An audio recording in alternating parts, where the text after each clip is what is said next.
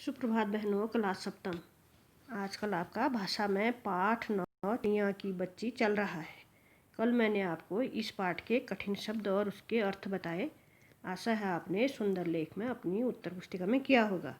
आज आपको इस पाठ के प्रश्नोत्तर बताती हूँ।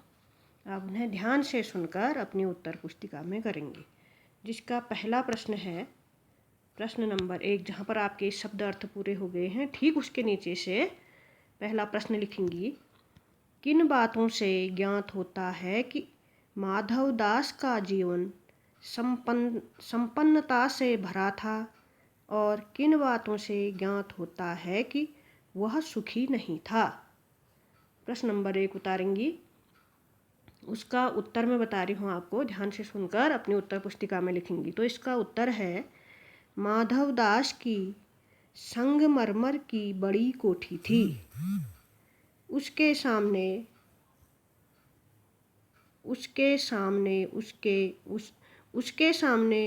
उसने सुंदर बगीचा बनवाया। उसके सामने उसने सुंदर बगीचा बनवाया।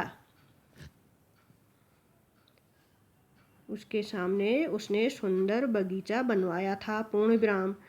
उसके रहन सहन का तरीका रईसों जैसा था। रईस माने जो अमीर लोग होते हैं, सेठ लोग। उसके रहन सहन का तरीका अमीरों जैसा था। पूर्ण विराम। चिड़िया से बात के क्रम में वह उसके लिए सोने का पिंजरा बनाने और उसे माला माल कर देने की बात कहता है। पूर्ण विराम। वह स्वयं स्वीकार करता है कि उसके पास कई कोठियाँ, बगीचे और नौकर चाकर हैं। इन बातों से उसकी संपन्नता का पता चलता है। पूर्ण विराम। फिर अगली लाइन से लिखेंगी, इसी प्रश्न का उत्तर है। अगली लाइन में फिर लिखेंगी, पाठ में यह भी कहा गया है कि उसके जीवन में कुछ खालीपन है। पूर्ण विराम। उसके जीवन में कुछ खालीपन है।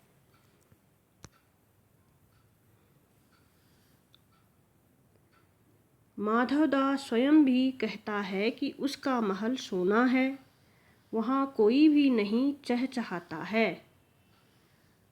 इसके अतिरिक्त केवल अपने अकेलेपन को दूर करने के लिए चिड़िया को अपने साथ रहने के लिए मजबूर करना यह दर्शाता है कि सारी संपन्नताओं के बाद भी वह सुखी नहीं था। आ रहा है ना समझ में? तो इस प्रश्न को सुनकर अपनी उत्तर पुस्तिका में करना है। अब इसी पाठ का प्रश्न नंबर 2 है, उसे भी आप ध्यान से सुनेंगी। इसका प्रश्न नंबर 2 है, माधवदास क्यों बार बार चिड़िया से कहता है कि वह बगीचा तुम्हारा ही है? क्या माधवदास निस्वार्थ मन से ऐसा कह रहा था? स्पष्ट कीजिए। प्रश्न नंबर 2 उतारेंगी। तो इसका उत्तर मैं बताती हूँ आपको। इसका उत्तर है, माधवदास चाहता था कि वह चिड़िया सदा के लिए उसके बगीचे में ही रह जाए। पूर्ण विराम। वह कहीं और न जाए। यही कारण है कि वह बार बार यह बात दोहराता है कि बगीचा तुम्हारा ही है। पूर्ण विराम। माधवदास के इस कथन के पीछे उसका स्वार्थ छिपा हुआ था। वह चिड़िया को अपने महल में पिंजड़े में बंद करके रखना चाहता था, ताकि अपनी इच्छा से उसकी सुंदरता को निहार सके और उसका चहचहाना सुन सके। पूर्ण विराम। ये प्रश्न नंबर 2 का उत्तर है। आपने ये पाठ पढ़ा होगा, तो अगर आपने पाठ पढ़ा होगा तो प्रश्न जो पूछे जा रहे हैं उसका उत्तर समझाने पर आपको आसानी से आ जाएगा। ठीक हो गया। अब इसी में प्रश्न नंबर 3 है, इसको भी ध्यान से सुनेंगी, उतारेंगी अपने उत्तर पुस्तिका में। माधवदास के बार बार समझाने पर भी चिड़िया सोने के पिंजरे और सुख सुविधाओं को कोई महत्व नहीं दे रही थी। पूर्ण विराम। दूसरी तरफ माधवदास की नज़र में चिड़िया की जीत का कोई तुक न था। माधवदास और चिड़िया के मनोभावों के अंतर क्या क्या थे? मनोभावों के अंतर क्या क्या थे, अपने शब्दों में लिखिए।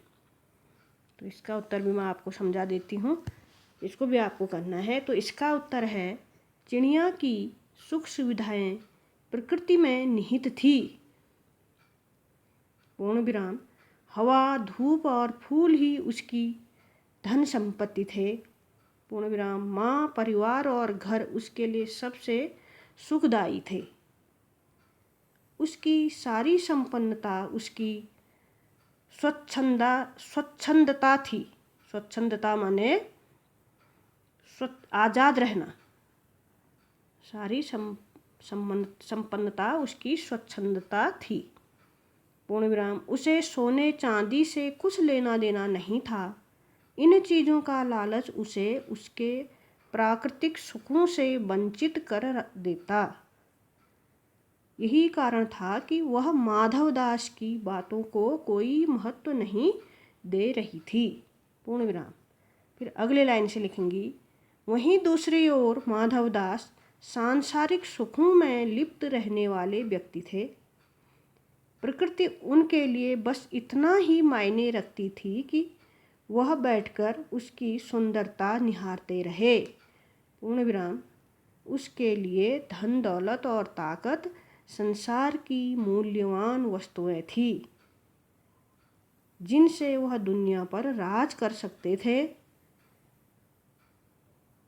इन कारणों से वह चिड़िया की जीत को मूर्खतापूर्ण समझ रहे थे। पूर्ण विराम। ये हो गया आपके 3 प्रश्न। इनको आप ध्यान से सुनकर अपनी उत्तर पुस्तिका में करेंगी। इससे आगे अगले दिन किया जाएगा। आज इतना ही है।